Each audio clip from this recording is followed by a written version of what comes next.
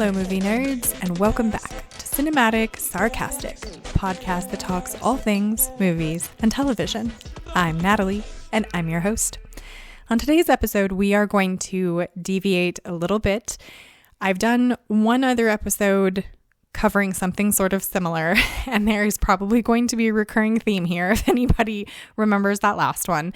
We are going to deviate a little bit into a true crime documentary. I'm using air quotes for documentary because this really was more of an interview type style, but it is true crime. It does kind of fit the format-ish of what would be a documentary, so we're just going to go with that. This would be the Casey Anthony Where the Truth Lies documentary that just hit tonight on Peacock. I just finished and I have so much rage, just so much rage built up inside my little body that I needed to share it with the movie nerds. I normally don't like to deal with true crime, even though I know it is a popular topic. It is not a topic that I personally want to cover on the channel too often, just because for me, like, movies and television are that escapism from things precisely like this. I do enjoy watching true crime, but talking about it is something that's like difficult for me. Like, I give props to anyone that can run a true crime podcast or talk about true crime on a regular basis, because I have too many feelings. I have too many feelings to ever do this on a regular basis. It's very hard for me to talk about things like this, especially involving children. And for anyone that's been with the podcast for a while, knows that the previous true crime podcast episode that I did also involved a mother that killed one of her children. And so this is something that I feel like this is why it's incredibly difficult for me, and why I want to share it with the movie nerds, because this is one of those topics that just in my person, I find it incredibly hard to grasp. Now, I was pretty young when Kaylee, disappeared and went missing.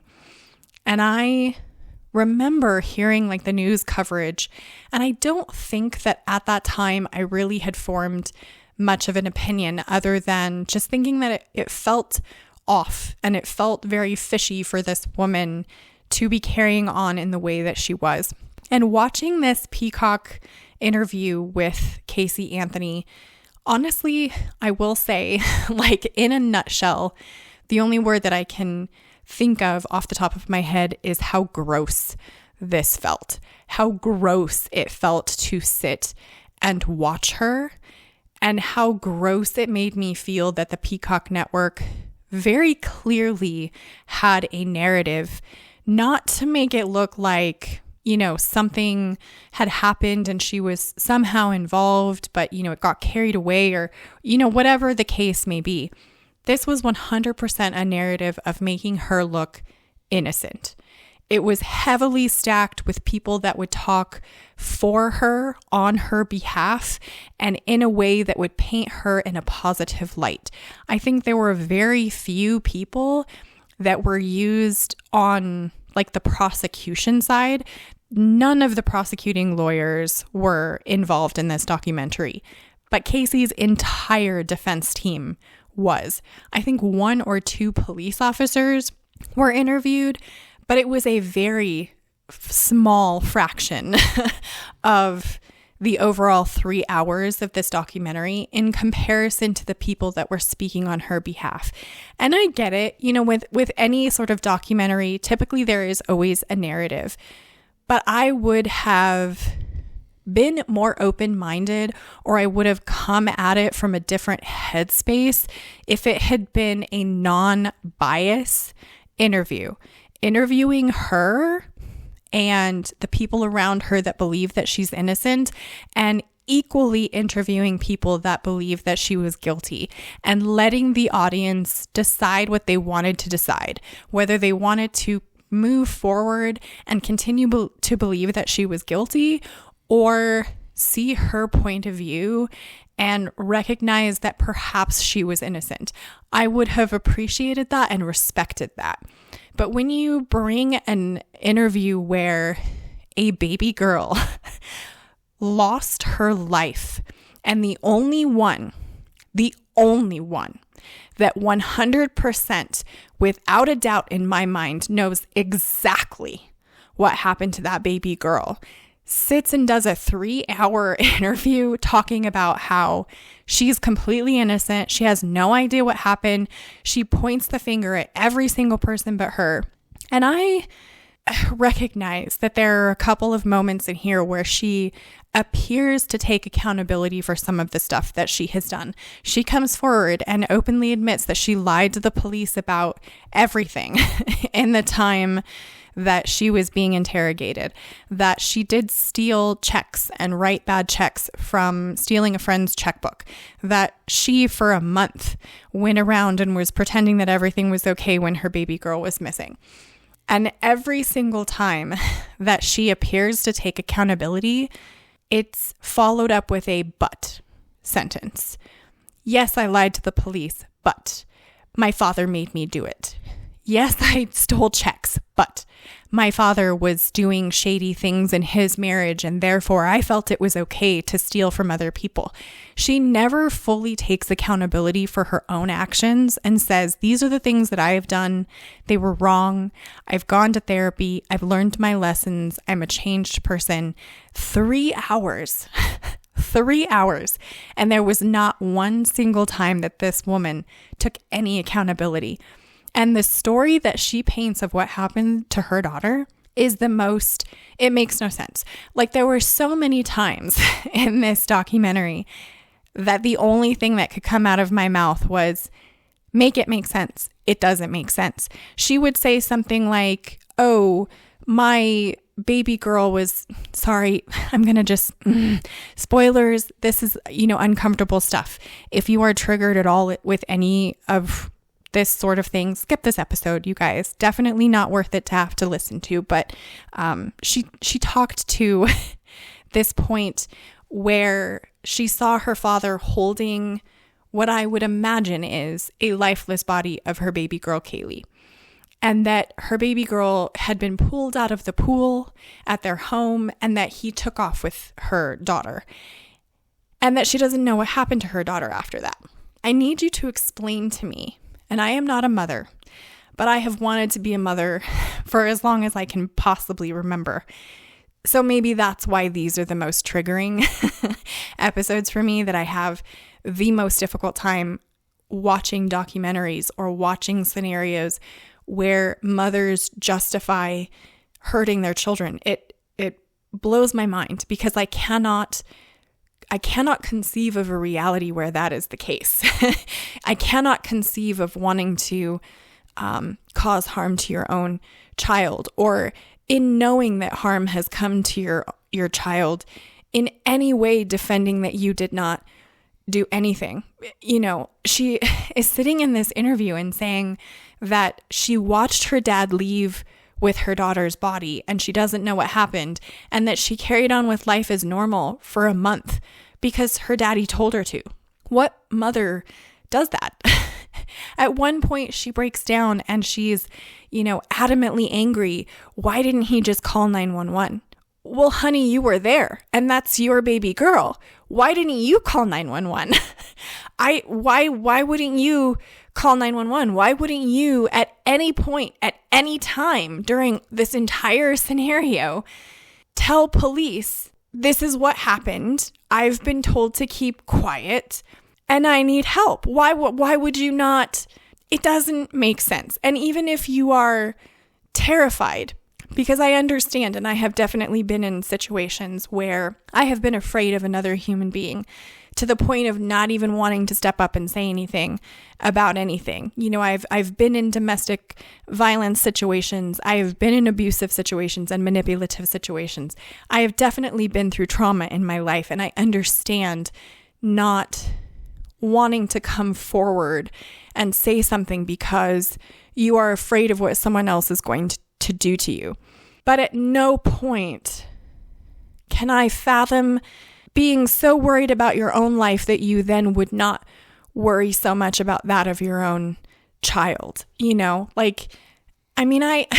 don't have any children. It is something that I mention over and over again, in talking about like kids' movies on the podcast or that sort of thing. I cannot speak from an understanding of knowing what it is like to have a baby. I may never be able to speak from that perspective.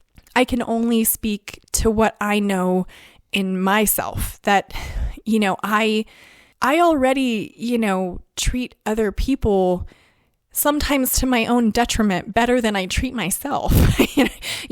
Like I cannot imagine not putting my own child above myself, and there is nothing that comes out of Casey Anthony that makes me think that she did that in this scenario.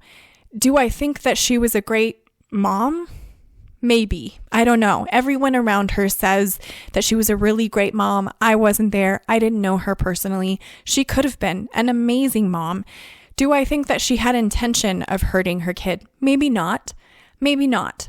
Maybe it was an accident. Maybe part of her story is true, because with Casey Anthony, we all know that when she was telling lies, there was always a very sliver of truth there, that she had once worked for, this company, but she hadn't worked for them for a year and a half. And so she was telling police that she still worked there, or, whatever the case may be, that there was always some tiny level of truth to it. And pathological liars, that is what they do. There is always this tiny sliver of truth because it's easier to keep track of your lies that way.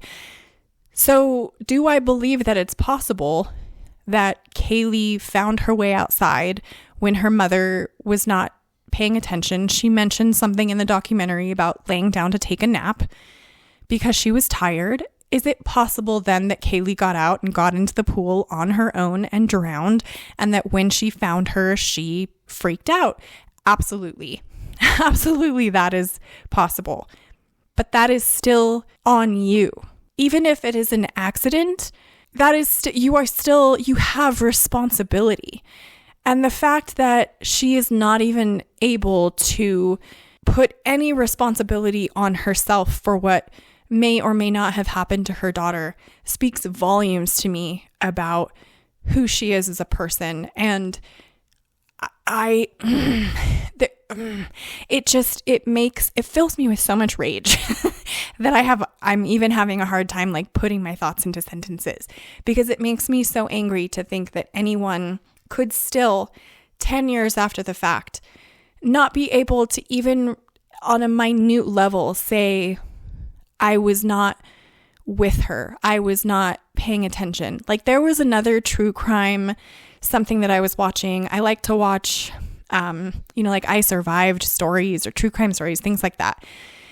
And there was one where a little girl had been abducted and her father at the time was in jail, and they were interviewing him in jail to ask, how he felt about what had happened to his daughter. And what stood out to me for this interview was that he was like, I made a whole bunch of bad choices that put me in a position where I was not there to protect my baby girl. And I live with that every single day. And there was more emotion in his face, in his voice, in his demeanor than there was throughout the entire 3 hours of Casey Anthony's interviews. The only time that you ever see her show the most emotion is when she is talking about herself, not when she's talking about her baby girl. And really, Where the Truth Lies is a great title for it because there is no truth being told here. It is the same narrative that she gave 10 years ago. It is the same, all of these terrible things happened to me and no one was paying attention to me and no one was asking me if I was okay. No, they were not, because your baby girl was dead. That is where their priorities were. It frustrates me. And it frustrates me to see the Peacock Network honestly putting this on such a big platform. It's surprising.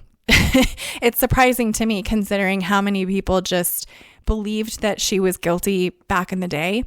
And absolutely, I understand that our judicial system is not perfect by any stretch of the imagination, and that there are people that are innocent that are convicted of crimes every single day. And absolutely, we know with the case of like Johnny Depp and Amber Heard, just to like bring up something else that has been, on the forefront of the public eye, and that Johnny Depp was very much treated as though he was guilty until recently, when he came out and, took Amber Heard to court and kind of proved his innocence. The difference between those two things is that Johnny Depp didn't lie, right? He stood up on that witness stand and said things that even made him look bad, just to show that like he was not the aggressor here, and that yes, he was not innocent and was not, perfect by any stretch of the imagination, but he did not cut off his own finger. Do you feel what I'm saying? Like, if you are innocent, you do not have to lie. And I very firmly believe that.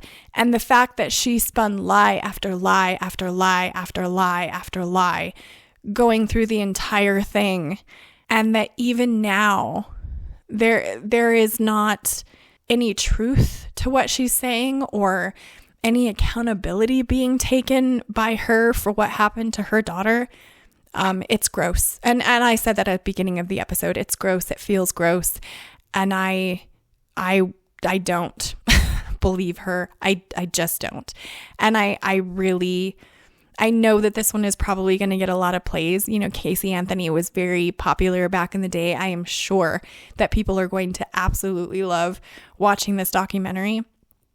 And of course, watch with your own discretion and like watch with your own values and what have you. And if by the end of it you believe that she is innocent, I think that that's okay. I think that that's okay, because obviously there are a lot of people who might believe that or who might sit and think that. But for me, I don't. I don't by any stretch of the imagination.